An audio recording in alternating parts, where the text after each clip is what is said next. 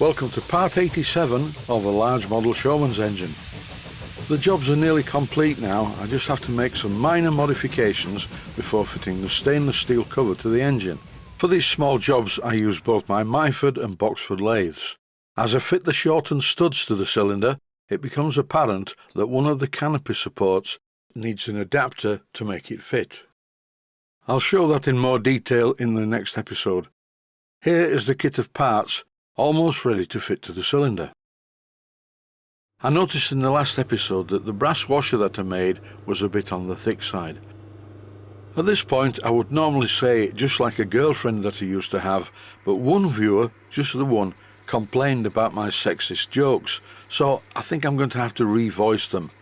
Maybe substituting the word dog for girlfriend, but then again someone's going to complain about me being abusive to dogs, so I really can't win. I would like to say that a lot of my references to previous girlfriends are incorrect and untrue, but unfortunately they are not.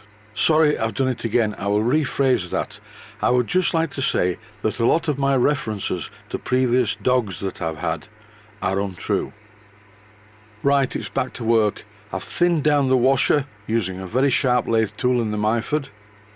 I centred the part in the chuck using the tailstock. And now I'm very carefully using an end mill to make a recess in the washer, because behind this washer there's going to be an O-ring. This washer will compress the silicone O-ring, and not only will this seal the 1/4x40 threads per inch bolt, it will apply pressure to the stainless steel cover, holding it firmly in place so it doesn't rattle. I think this is the obvious solution to preventing leaks and also holding the cover in place. Time will tell.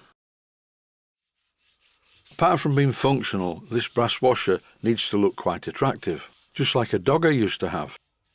So I started it off on 400 grade wet to dry sandpaper, and here I'm using a piece of Scotch-Brite, but it wasn't shiny enough. There are times when you want things to shine. Other times you need the metal to look like it's been brushed. In the end I used my polishing spindle to get a really good finish on this washer, and here you can't really see how nice it is. Take my word for it, it's very nice indeed. It's not so good on the other side, but it doesn't need to be, and you can clearly see the recess that I made, into which I will fit a silicone O-ring. I had to think about this job, and it's slightly more scientific than it looks. The hole in the centre is 1/4 inch in diameter, and the end mill that I used was 7/16 of an inch in diameter. The spigot on the phosphor bronze part that holds the outer cylinder cover in place is 3/8 of an inch in diameter. I'm using a lot of numbers, but you don't really need to use numbers, it's just a case of feel. The hole in the washer needs to be a larger diameter than the hole in the stainless steel cover. The O-ring is a snug fit on the bolt, and when it's all in position, as you tighten the bolt it will compress the O-ring, which by the way has an outside diameter of 3/8 of an inch, but once it's squashed into place when everything's tightened up, as the recess is slightly larger than 3/8 of an inch, the O-ring will have somewhere to go when it's being compressed. That's the plan anyway. If any steam issues forth from the end of the cylinder, I will have to think again. I forgot to show the O-ring, but trust me, it's currently in position as I undo the bolt in the middle.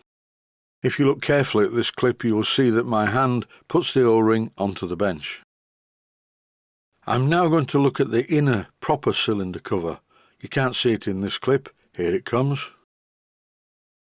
Early on in this section of the series, I showed the operation of cleaning across the front of the cylinder cover and drilling and tapping a hole in the centre 1/2 inch by 32 threads per inch, but I completely forgot to skim around the area where the bolt holes are. So it's over to my Boxford lathe with the outside jaws fitted in the chuck. The part was aligned, by the way, in the chuck using the tailstock to just press it lightly into position before I finally tightened it up. Then all I had to do was take a very light facing cut over the area where the bolts are. This did two things. It removed the paint. The tool chattered very slightly, which makes a good key for the new paint that's about to go on it. I masked off the centre part because I didn't want to paint that. And now I'm in the outer part of the workshop. I've just been shaking this tin of high temperature black paint for quite a while, which causes the agitator ball to mix the paint so it comes out smoothly. And here I'm spraying the paint onto the front surface of the inner cylinder cover. The finish is unimportant and I am applying quite a lot of paint.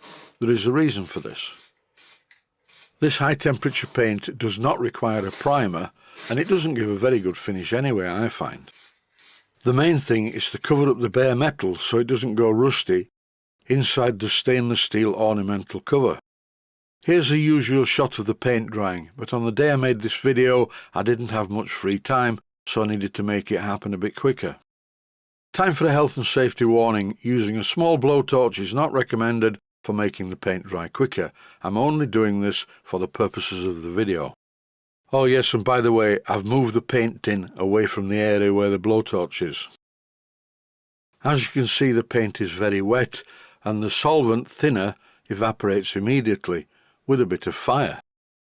I'm being very careful not to apply too much localized heat, otherwise the paint may burn and start to bubble. Once again, I'm really not worried about the state of the finish on this. It's inside the outer cover and it's just to prevent rust. And here's an image of the paint drying in an accelerated fashion. The paint on this inside cylinder cover soon dried. I bolted the parts together to make sure that they still fitted and there wasn't too much paint around the edge. Then I went to where the traction engine is. And what I'm doing here is refitting the shortened studs. I'm using the fairly standard and very well known lock nut method. Pair of lock nuts on the thread of the stud, tighten them together, and then you can tighten the stud into whatever you want the stud to be tightened into. Then all you do is remove the lock nuts, starting with the outer one, which came away in this case very easily. The inner one was a little bit stiff. Now you can see that the stud is fitted in place into the cylinder. And because I shortened it, this stud, like the other one, is now the same length as all the others. I'm repeating the process with the other stud that I shortened. And in this part of the clip, I'm removing the lock nuts. And unlike the second nut on the other stud, these were both very easy to remove. The next part of the job involves fitting the gasket, followed by the cylinder cover, followed by the ornamental cover. The brass spiral canopy support is a bit too close to the cylinder, so I'm going to have to make a bit of an extension adapter to move it slightly out of the way. But that's all in the next episode. Stay safe, stay healthy, thanks for watching, and I hope you found it useful. Please take the time to visit my Mainsteam Models website and click on the section of the website that says Video Playlists. And by doing that, you can find other videos that you may like to watch. And by using the playlists, you can actually watch the videos back to back.